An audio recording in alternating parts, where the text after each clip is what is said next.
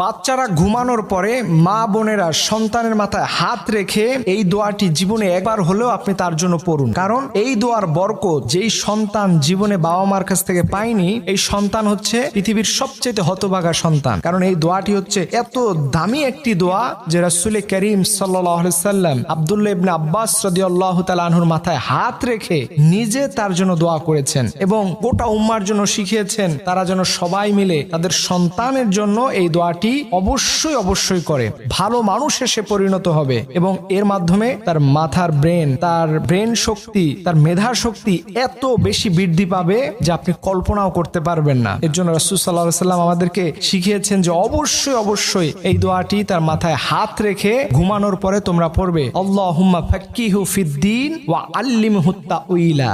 এই দোয়াটি আপনি আপনার সন্তানের মাথায় হাত রেখে জীবনে একবার হলো